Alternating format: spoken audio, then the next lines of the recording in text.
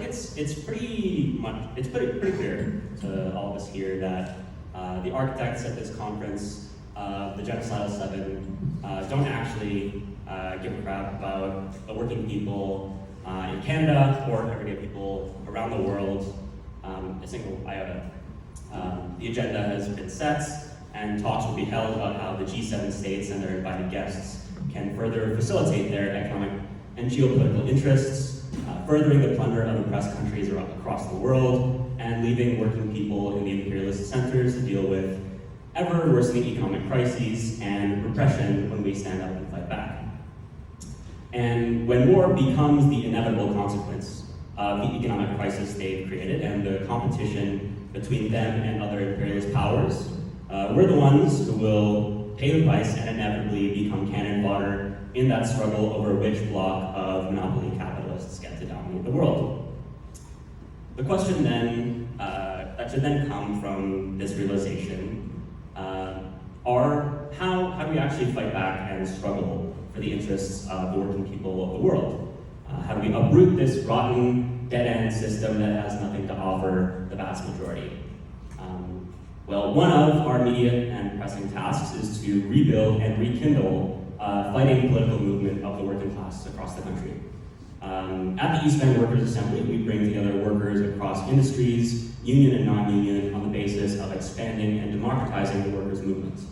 and connecting struggles for immediate demands of the working class to our long-term political interests.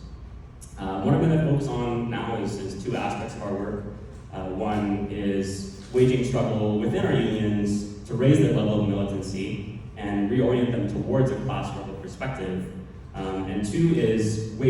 fighting political and economic campaigns that can bridge the gap and bring together union and non-union workers to fight in a common front against those monopoly capitalists. With the unions, our task is clear and our march is long. Generally speaking, with some exceptions, for about 50 years, our unions and their leadership have sat on their laurels, failing to protect the gains made by the workers' movement of the past. We can't accept this status quo any longer. We need to organize within our unions and struggle to put forward a militant class struggle perspective. We need to understand that we can't keep playing by the rules of the bosses when the whole fucking system is rigged against us. Just look at what happened last year to the Canadian Union of Postal Workers, the Teamsters, railway workers, the International Longshore and Warehouse Union, and the Canadian Union of Public Employees. The Liberal regime discovered a new anti-democratic tool, Section 107 of the Canadian Labour Code, to break their strikes and send them back to work. When our strikes pose any serious threat to the bottom line of the rich, we know what side the government will stand on. And when the time comes for the movement to present a front and fight back, there's no front to be found. So we're at a point where we're starting from the basics, doing the painstaking work to organize within and outside our unions and build a base of working class militants, because if we do, we can lead the movement and we can escalate the level of struggle. For example, last year, when CUPW was legislated back to work by the Liberal government's fourth use of Section 107 in a single year, the East Bend Workers' Assembly mobilized along with other militant unionists to create a solidarity picket line that blocked entry to Canada Post's Pacific Processing Center. This action carried forward the Assembly's political message that in order to prevent the further erosion of our right to strike, unions would have to collaborate with each other and with non-unionized workers in our communities. That we would have to relearn the methods of struggle we knew how to use 100 years ago. In other words, winning required uniting the class as a whole. Outside of the unions, we need to wage fighting, political, and economic campaigns. This past year, we've led a campaign to highlight the rampant and increasing trend of workplace injury and death, and put forward a call to get bosses behind bars, charging employers for workplace injury and death.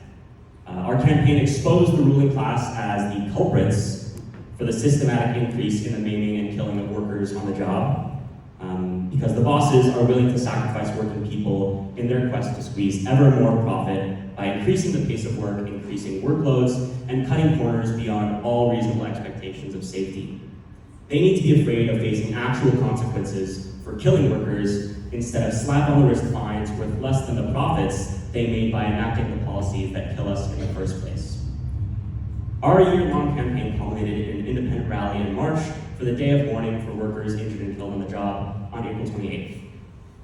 We organized separately and in opposition to the pageantry of the supposedly pro-worker provincial NDP, BC's two-faced workplace safety agency WorkSafe BC, and the bosses who created the conditions for the deaths and injuries in the first place, the fucking Business Council of BC, who play a prominent role in the commemoration every year.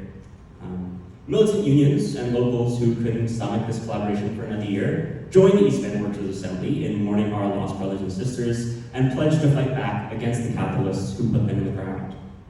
This campaign, although limited, showed an appetite for real class struggle politics and a segment of the workers' movement that is ready to push the boundaries and escalate the struggle, not just sit back and defend the gains we made when we built the labor movements. Through our painstaking work educating, organizing, and mobilizing the masses, waging struggles within our unions, and fighting political campaigns, we've raised the consciousness of our members and the broader workers' movement. And one aspect of that has been to bring an internationalist perspective to our organizers and our membership. As an exercise in putting forward an internationalist line, we've mobilized our membership on numerous occasions to participate in national days of action against one of the big five banks, Scotiabank, for its disgusting investment in Israel's primary weapons manufacturer, Elbit Systems.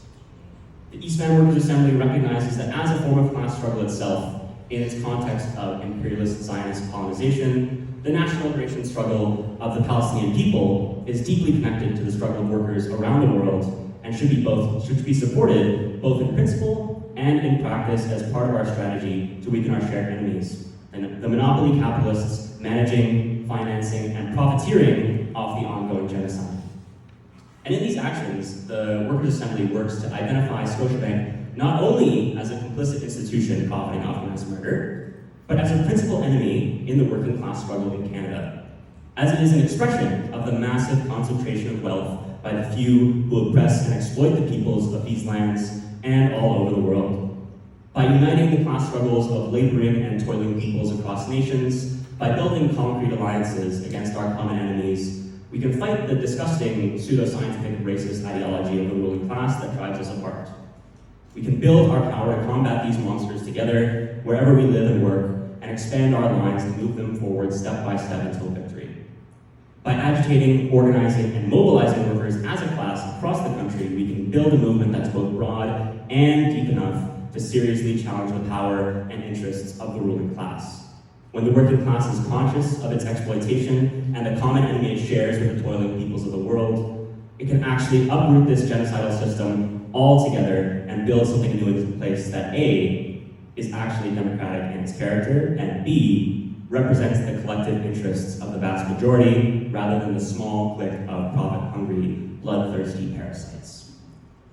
By systematically sharpening the class struggle in our context as the central pillar of its strategy, the East Van Workers Assembly enables the working class movement to not just uphold anti-imperialism on principle, but to actually put the politics into practice by making gains and exercising real power in the fight against the parasitic and imperialist Canadian ruling class.